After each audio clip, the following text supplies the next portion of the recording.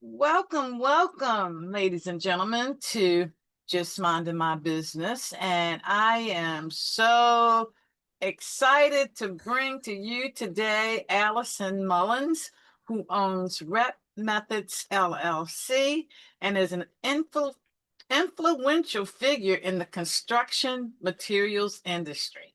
Known for her exceptional expertise and extensive global experience, Alison has over 20 years of experience in sales and provides guidance on luxury, residential, and commercial and Mhm. hospitality projects across North America. She is also an author and has written a book entitled The Art of Selling. We Two make books.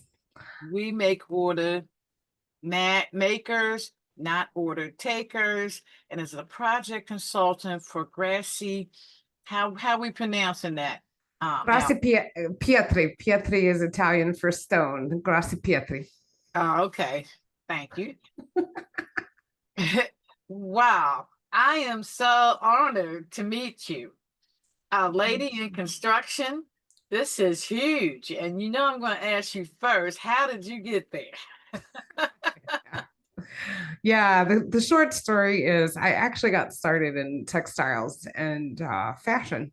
So I did some time in New York City early in my career after college. And, it's funny how I call it the yellow brick road. I actually want to write a book about that. Like the yellow brick road is like the turns that we make and the choices that we take. And um, I ended up in Richmond, Virginia. I'm from the state of Virginia originally, but Appalachia in the mountains. So I'm a coal miner's granddaughter.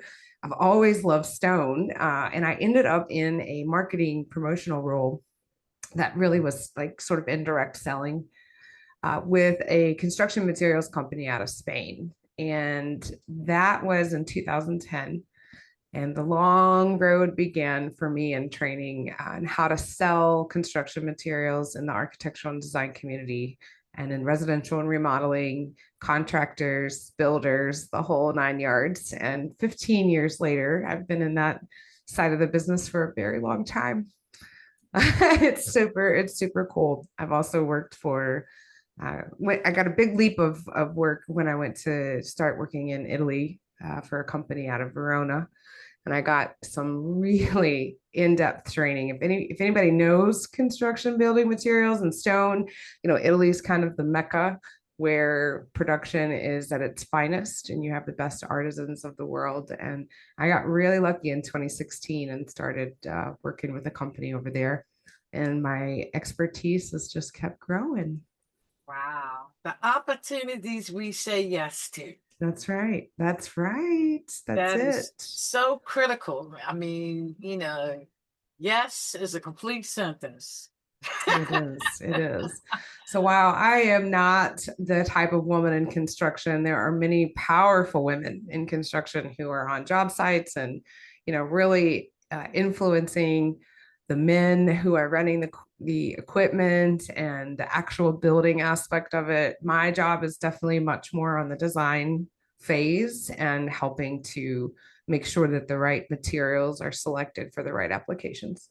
Oh, well, still, that's a lot right there because Yeah. everybody doesn't know how to do that. So I take my hat off to you, Miss Allison, Thank and you. I'm like, wow.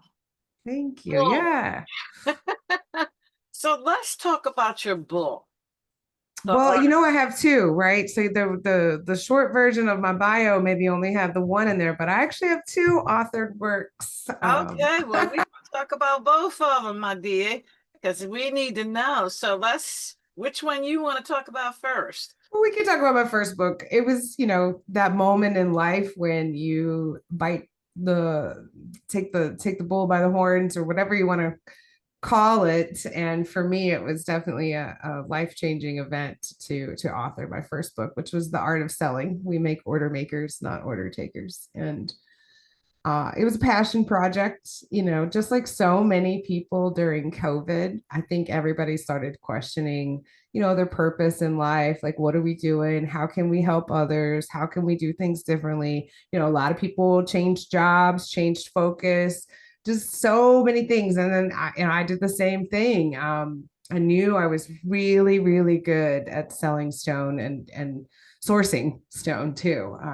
Right behind me, the picture is actually when I was in Brazil in 2021 in this quarry.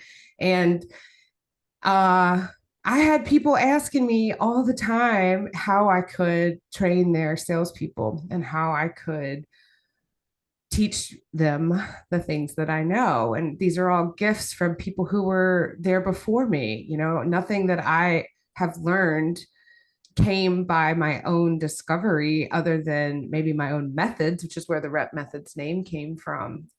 But the knowledge and the power came from mentors and in me being a sponge and listening to the people who were around me and learning as much as I could. So I decided to wrap all that up in a book for sales reps. And The Art of Selling, We Make Order Makers, Not Order Takers, was really a guidebook in those methods that were mine, that were tried and true over so many years of being a territory manager and having to juggle time management and functionality in and outside of an office and staying on top of customers' needs and being the best sales rep that I could possibly be. And that has been a wild success. It's wonderful. I have a workshop that developed from that. I get to speak all over the country, doing several webinars this summer for magazines, and just got requested to do another workshop for a big trade show in Florida next year. It's awesome to have my community and other communities who recognize the need for better sales education, especially in our industry. So it's very cool. Yes, yes. So what can give us a little snippet of what people can expect to get from your book? Yeah, so that particular book is really about how to be better at the functionality of sales and being an account manager. For your audience, I think my second book is probably bigger and bolder and better for the people who are listening today, which was Beyond Order Makers. So that book I published last year, and it's sort of the advanced manual for a business owner, entrepreneurs, and it's everything about sales that we have to do as a business owner, from brand conception to target marketing, the same types of sales techniques that I've done for years as a rep. And then also those human centric aspects of like day-to-day mindset changes and work ethic and follow up and relationship building and storytelling. It's a even advanced version of that. So first book is definitely for the salesperson who is in that role. Second book is for the entrepreneur and business owner or somebody who wants to be one of those, because I think before you get started, you have to have a plan. So. Yes, absolutely. Absolutely. Wow. So how do people get the book? Both books? Yeah, so I'm of course, Amazon's wonderful for small business authors and through their KDP program. So I am available on Amazon, but I'm also available at barnesandnoble.com. And you can purchase books directly through me if you'd like a signed copy. I offer them on my website, the Rep Methods website. Okay. Wow. Because sales is always a daunting thing, especially for people, newbies coming into the business world. They Yes. love what they do, but how they get other people to buy it is a whole nother ball of worms, that they are not ready for, what I'm saying, most of the time. Well, and I also think there's a generational aspect to this, Ida, that my generation, I'm mid 40s, I'm middle aged. I was an early millennial, almost a Generation Xer, and we didn't have the technology early on in our youth, and we had to like have those skill sets that don't involve AI and Google Maps and all these other, monster improvements in technology that we've had in the last few years. But the younger generations, especially the kids that grew up and they were in high school during COVID and they're out in the job market today. I don't believe they have the skill set about the in-person selling, understanding those client relationships. I'm not sure that they are eloquent in door knocking and cold calling and picking up the phone in general. Like some of these are really old school techniques. And it's hard to believe, right? Like picking up the phone and calling a customer, like that we call that old school. I mean, that's how sales was done for ages. Yeah, and still effective today. And very effective. And you're hitting on a really good point, Ida, perhaps even more effective. Yes.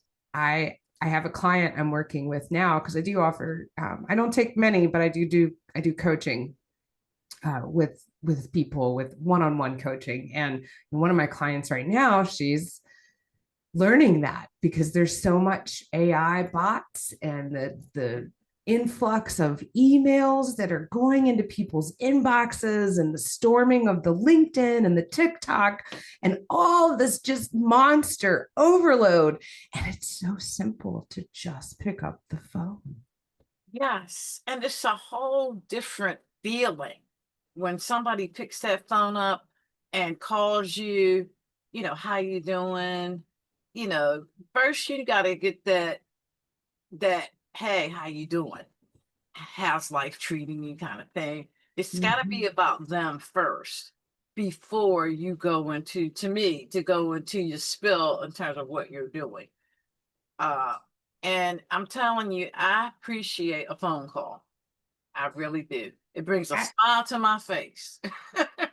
Yes, and then with all the even the text messaging, there's so many bots out there Yes. now. And with our spam filters, I was explaining to this young client, I was like, she would kind of do a call back, leave a voicemail, and then not really respond again. And I'm trying to teach her that keep going. You got to keep going. Part of sales is just picking up even when you have dead silence on the other end and asking again and returning and repeat, wash, rinse, repeat.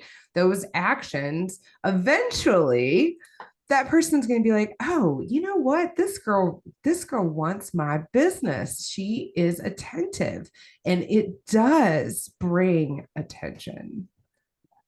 It does. Absolutely, it does. And I remember you made me think of exercise I had to do. I had to get 100 no's. That's a lot. That's a lot. And basically, it helped me get a tough skin in terms of making calls, especially cold calls, because it's not necessarily about you. It could be you just caught these people at a bad time. They weren't there, if it's in person where they weren't home when you called. You said Yeah. you got to try again. Yes, exactly. And it takes that fear away of cold calling. Well, in my teachings, and this is where that first book, The Art of Selling, is special. I really talk about the ways to make things not a cold call. A great salesperson or business owner, if you've done the proper research, target marketing, you've created a prospect list, and before you pick up that phone, you've done a little bit of research. And that's where technology is helping us, because now on the internet, you can find lots of details about the human beings or the business or whatever it is. And you can have something to lead in with that attracts or hits. I call it like hitting the ego button, right? So if you really, really want to get a conversation started, what is your purpose? What is your ask? Have that set before you pick up the phone. The one thing that you want to walk away from in that conversation, if you've got that just registered in your mind, yeah, you can do the small talk, but you better know a little bit about the person to get through the small talk, right? And then you have to make sure that you get that ask in there. Yes, and it's so funny because back in the day, like you said, we didn't have all that. They sent us a list of names, No. and it was like a true cold call. Trust me, I know. I worked in I was a telemarketer in high school. I had no idea that was going to influence my sales career, but I remember me literally being on the dial where you have no idea who's picking up the phone next. I mean, but talk about practice. Talk Yeah. about understanding, about getting hung up on, about getting told like awful things. Don't call again. And Oh, more yeah. than that. Yes, indeed. But here's the problem to me with these bots. I don't talk to them. As soon as I hear that bot sound, you get Yeah. Mr. Click, because Oh, I I know. don't like it at all, because it's like you can tell. It's like the first thing that happens, hello, and then it's Yeah. silence. There's a little noise, like some Yeah. kind of a noise. Yeah. And you can tell. And it's like I immediately hang up. I get those calls all day, every day. And it's annoying. Mhm. Well, and I have found the combination of text and call helps because a lot of times I'll have calls that go to voicemail. So I will find a cell phone number. I'll follow up with a text, and I will have left a voicemail first of all, so that there's something human they can listen to. But then that's when I will use text messaging, and I'll let them know who I am, and I'm saying like Right. this: I'm a human. I'm contacting you because of X, and that helps to break the ice barrier a little bit. Yes, yes, indeed. Wow. So that's we could go on and on about I this know. sales thing. I know. I mean, I have a lot of topics here that we could had identified that we could talk about today. So Oh yeah. the void is open. You hit me. All righty now. So creativity. Let's talk a little bit about that, because I think a lot of times um people get into a script kind of mode without injecting their personality. Yeah. What's your thoughts about that? Oh my gosh. I love that topic. In my teachings, both books have the octopus diagram. I really talk to people about identifying those categories of clients first and knowing who you're talking to. And then we get into the script process, which every time, every category of client that you can talk to, the script needs to change. Mhm. I learned that skill set by getting thrown in the wolves of trade shows early on in my career. And I think every business owner or salesperson should be a part of a trade show at some point, because when you're getting that rapid fire people walking up to scan their badge and to talk to you about your product and like what's going on, and you have no idea who they are or what they do, and you have 5 seconds to feel out, ask a question about what they do or read their badge, and then you've got to mentally interpret and personalize that sales pitch based on who you're talking to. And there's no better practice than doing that in a booth type of a setting where you're literally thrown in the wolves, right?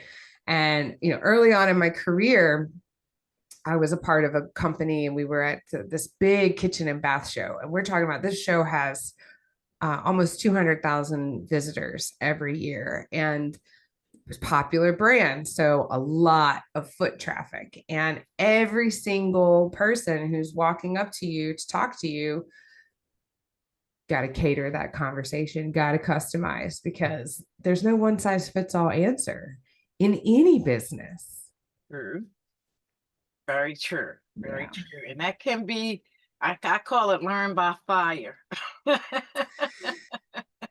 That's one way, but in the slow down approach in my teachings, I try to teach people how to like think of those things in ahead, right? To get a plan together, to be a little organized about it before you get into the rapid fire section. If you can do one of those diagram and thought process methods where you're thinking it out, it helps you be a better active listener during the sales pitch and communication process.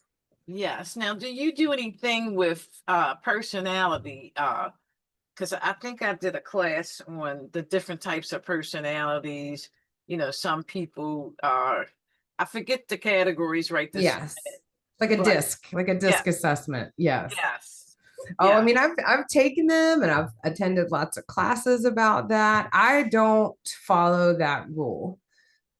For me, like anybody is capable of selling and being in sales, and it really doesn't have to be based on your personality. There are some personalities who are going to be better and it's going to be easier, but that doesn't mean it's impossible.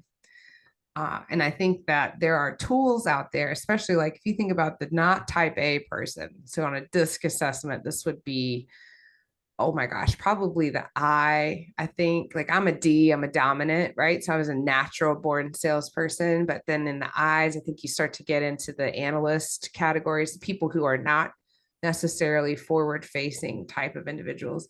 That doesn't mean that they can't sell.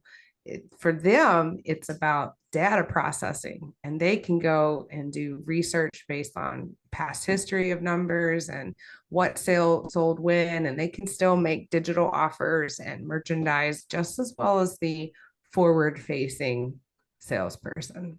So it's more or less working with their strengths. Absolutely. And I Yes. mean, for me, I'd rather than, I guess I use probably just a instinct approach. You know, when I'm working with somebody, I've been sizing up people for so many years in 5 seconds that it doesn't take very long to kind of see where someone's at and meet them where they are. Mhm. Wow. So, how do people get involved with your training? Well, thank you for asking. Well, I usually keep about 4 to 6 coaching clients active at one time. And on my website, there's a coaching tab. Programs are very affordable. It's very easy to sign up, and we'll work with a start date. And if I'm booked for a little while, we can just get you on the schedule in the next few months. I also really like to promote doing a workshop first before we ever do any coaching. It's, especially if we're talking about a small business organization, 10, 15 people. I don't like big corporate companies. I'll just set that right now. Like that's not my target market. Big, if you're above $20 million in revenue, we're probably not a good fit. And that's okay. I like small businesses. But love to do a workshop either online or in person first, because I feel like the coaching goes that much farther if we've already started to identify some of the strengths and weaknesses of the individual people. Okay, and that makes totally good sense. It's not you know the You know expectation. what you're working with. Yeah, yeah, absolutely. Wow, this is awesome. So let's talk a little bit about the construction trade. Oh my gosh. Okay. And you frame it for me because I'm not in construction, period. So I have to find somebody that's knowledgeable all the time.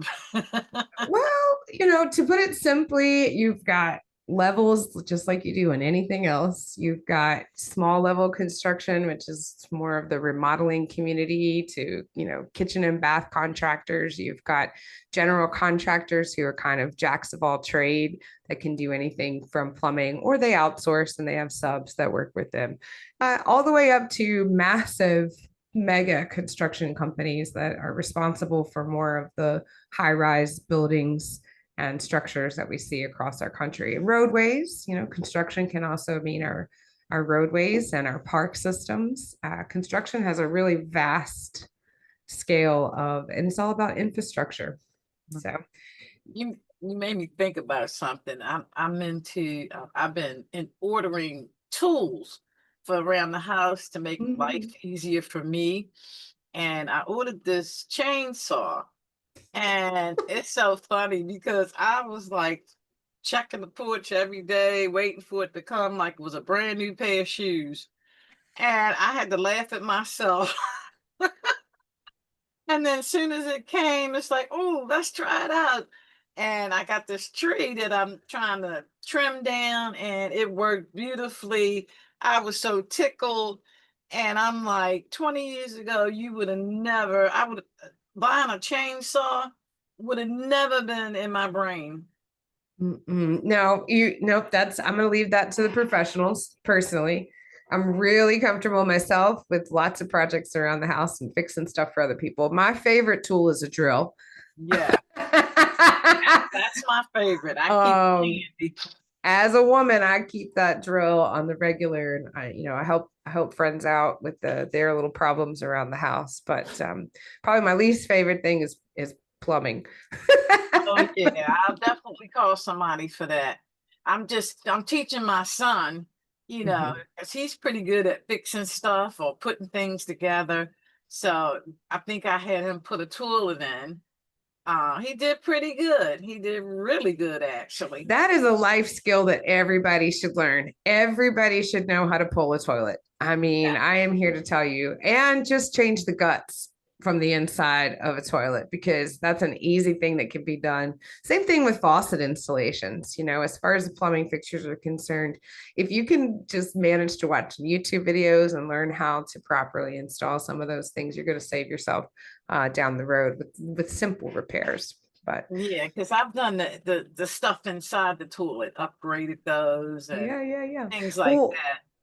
I work with a group locally, with the National Association of Women in Construction, and these are some really amazing women. So there's chapters all over the country, and several of them, including my own, we are on our third year of doing a girls' construction camp. Wow.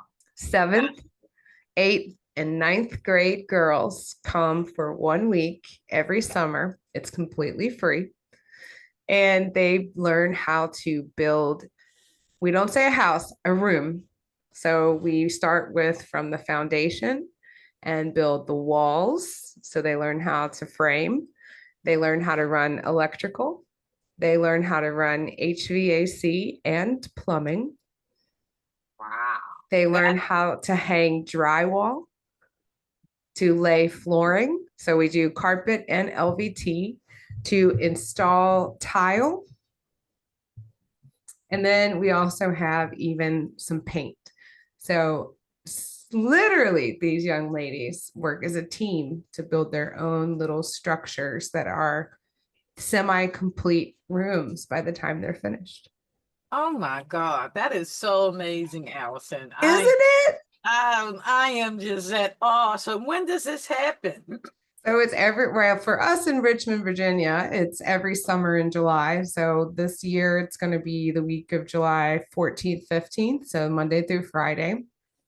Um, I have been on the planning committee the last 2 years. This year I kind of took a break because I personally got some things going on this summer that all I can do is volunteer, but I will be there. I will be there several days and acting as a counselor, if you will. But it is so much fun, to watch them come in dumbstruck, right? Dumbfounded. And we have to teach them safety. They have to wear PPE. They have to learn why they have to wear PPE.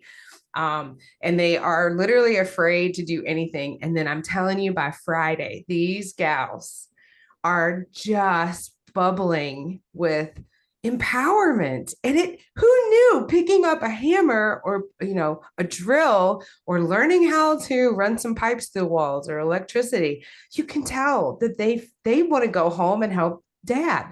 They want to go home and help out around the house. And they're not afraid of getting out that power tool and helping drill or hammer some. It's so cool. It sounds like it. And how do people find out about it? Well, for us, yeah. So NAWIC is the anagram for National Association of Women in Construction. So there's a national version of that, nawic.org. You can find your local or regional chapter and see if they offer it in your locality. For us in Richmond, Virginia, it's nawicrichmond.org, and it's Camp NAWIC. It's super cool. And then the national organization is trying to roll out a template of this camp. So there's about, I think, 5 to 6 chapters who have done it successfully in the last 5 years. So they're trying right now to get a template together so that every chapter, and there's over, oh my gosh, there's almost 100 chapters in the United States. Like, it's insane. Yeah. So every chapter, the whole United States would have the opportunity to put on this camp. That's amazing. I wouldn't mind being in the camp. I pick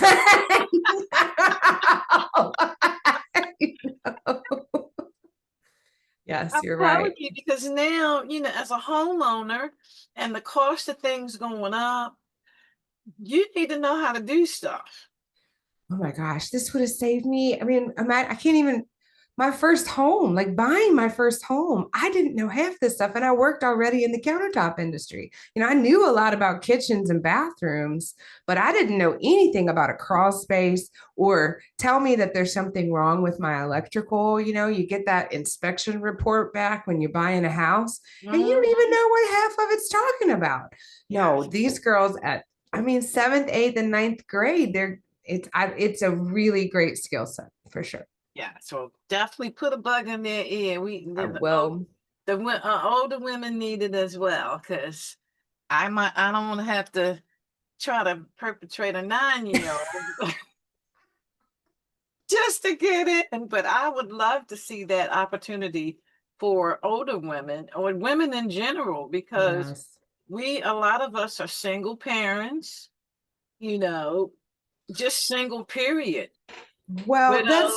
that's true, but I think you're going to see a resurgence in the next few years. I have watched this since 2017. I went to Capitol Hill talking about the importance of education in trades, Mhm. and it's almost been forgotten.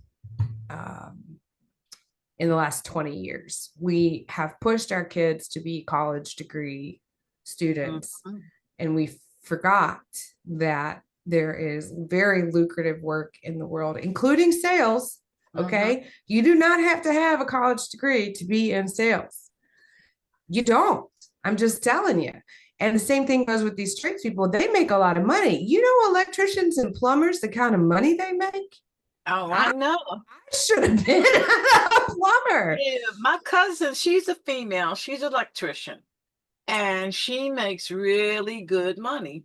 Yep. And we need masons. We need masonry people. We need bricklayers. We need countertop fabrication laborers. We need people who can work in the shop and work that equipment, which is a lot of it's computer aided now. Mhm. So understanding CAD design and these types of elements do not require college education. So, and I do think, and that's one of my passion projects. This is one reason why I think God gave me the chance to start my business, is to help spread that message about the importance of internship programs available through our local school systems, really supporting the counties and the cities that have integrated trade programs already available. I'm doing an event in September 13th here in Richmond. I'm doing a full day. It's 2 half-day sessions. One is based on the art of selling. The other is based on the Beyond Order Makers. And I'm inviting the high school students to be able to participate for free and get sales and marketing education. I've got vendor sponsors from tile companies, stone companies, wholesalers, retailers, fabrication shops. And then through the county, we have an internship program that gives each of these sponsors an insured intern. Wow. Wow. Plus, giving some of these kids the sales education, which we need gifted salespeople. You don't have to go to college for any of this, and can get out there and actually start to work right out of high school without having to go to a 4-year school or even a 2-year school. And the importance, I think, of that message in construction is my biggest philanthropic approach. Yes, and Pennsylvania is huge on trade. They are very huge here on that, right out of high school, helping these kids to realize you don't always have to go to college. Well, I'm glad to hear that. I think the cities are well equipped. A lot of the major cities, all right, but the tier 2 cities, once you get below a tier 2 and you start to get into tier 3 cities, and then once you get into rural communities like where I grew up, it's not it's Yeah. not great. The vocational program in my own county, in Tazewell County, Virginia, it is truthfully, it's terrible. It's horrible. And they constantly, they push people to go to these four-year schools, and they forgot. And so even the trade school is suffering because they don't have quality attendees. They don't have people with a passion for the trades. It's more like, this was your second shot, right? This was your second choice. They couldn't make it anywhere else, so they end up at vocational school. And that's not really the way that it should be, in my opinion. I think if we have the right money from systems of pushing kids into the proper direction, proper education, then we can build and actually create jobs in the more rural communities. Yes, because that was the first thing I did. I remember back in the day, they had key punch schools. And that's what I did first. And I did very, very, very, very, very, very well in the key punch. I was kind of one of the best around. I don't think I've heard of that key punch. You'll have to tell me more. Well, it has to do with, computers. Oh, yeah.